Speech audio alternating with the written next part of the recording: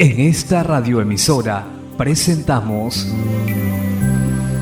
Llaves para vivir con éxito, a cargo del internacionalmente conocido maestro de la Biblia y escritor Derek Prince, quien comparte su experiencia personal y ministerio cristiano en Llaves para vivir con éxito. Bienvenidos. Llaves para vivir con éxito presenta el tema De maldición a bendición, capítulo 1, primera parte. Me alegro estar nuevamente con usted en el comienzo de otra semana en la que estaré compartiendo más llaves para vivir con éxito. Llaves que Dios ha puesto en mis manos a través de muchos años de experiencia personal y de ministerio cristiano.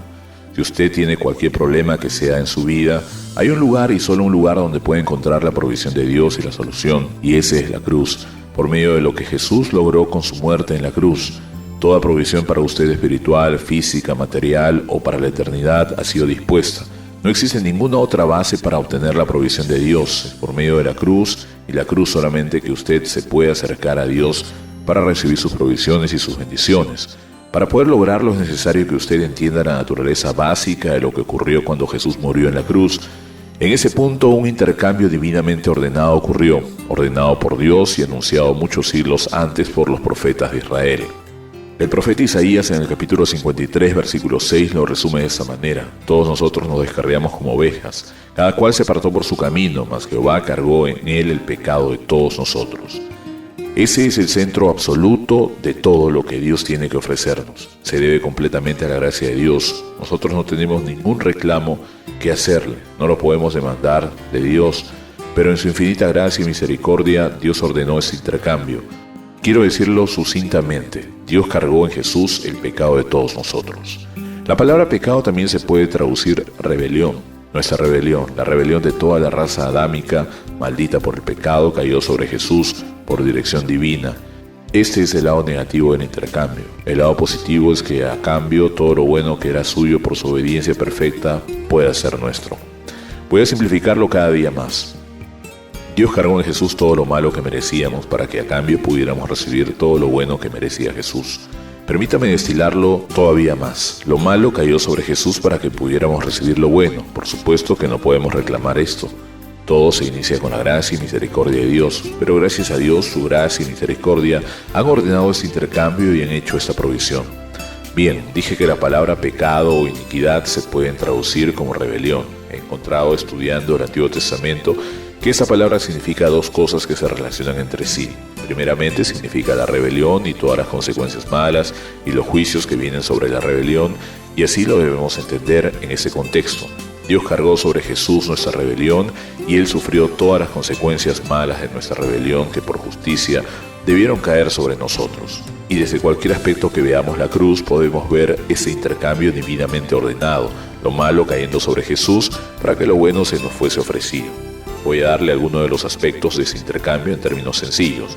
Jesús fue castigado para que pudiésemos ser perdonados. Él padeció el juicio que merecía nuestra rebelión, el castigo, la paga del pecado es muerte.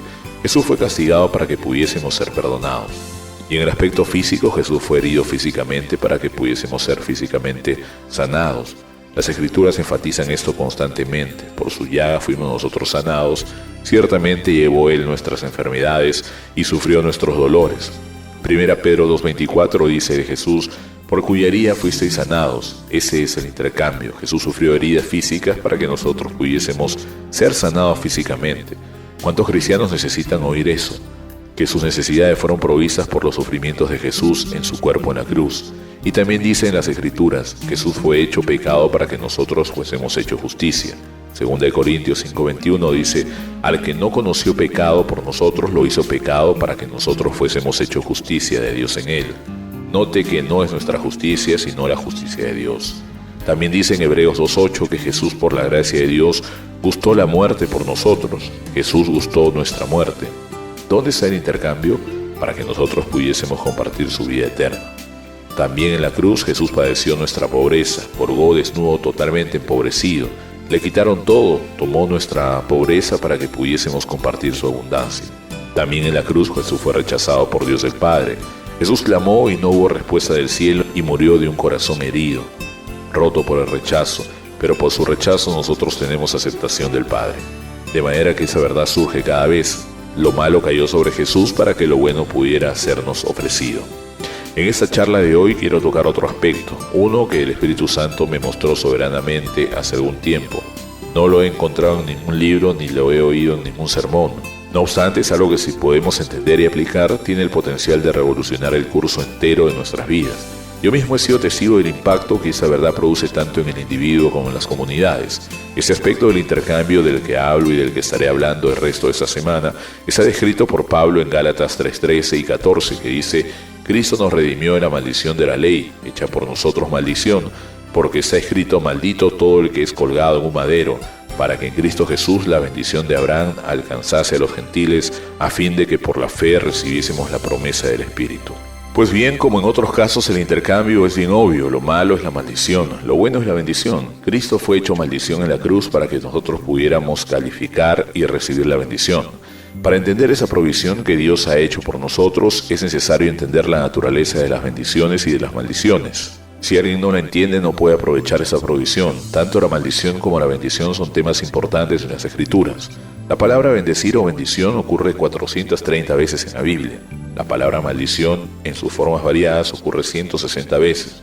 En otras palabras, la Biblia tiene mucho que decir de las dos. Ambas son absolutamente reales. Tenemos que entender esto. Tan real que Jesús tuvo que ser hecho una maldición para que pudiésemos ser redimidos de la maldición para recibir la bendición. Algunas personas se inclinan a pensar que las bendiciones son reales y no las maldiciones. Eso es lógico.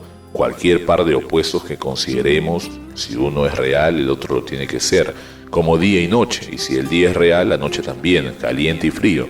Si caliente es real, frío también, bueno y malo. Si bueno es real, malo también, fuerte y débil. Si la fuerza es real, la debilidad también.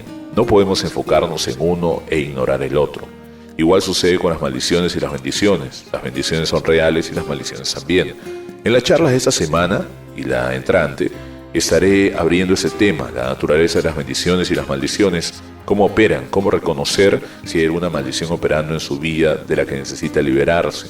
La Biblia tiene mucho que enseñarnos en esas áreas. Si seguimos ignorándolas, será a gran costo personal. Perderemos mucho de la provisión total que Dios ha hecho por nosotros por medio de la muerte sacrificial de Jesús en la cruz. Yo viajo extensamente, ministro a congregaciones de muchos trasfondos diferentes, denominaciones, nacionalidades, y encuentro en todas partes que la mayoría de las personas en el pueblo de Dios no sabe la diferencia entre las maldiciones y las bendiciones. A menudo pregunto a personas cuando predico: ¿disfruta usted de las bendiciones o está sufriendo las maldiciones? Muchos cristianos que debieran estar disfrutando las bendiciones están realmente sufriendo las maldiciones por dos razones. Primeramente, no saben la diferencia entre una maldición y una bendición. Segundo, si están bajo una maldición no entienden la base para ser liberados. De esto tratan los temas que desarrollaré minuciosa y sistemáticamente en las charlas que siguen. Pero nuestro tiempo de hoy terminó. Regresaré mañana a la misma hora. Mañana explicaré la naturaleza de las bendiciones y de las maldiciones y cómo operan.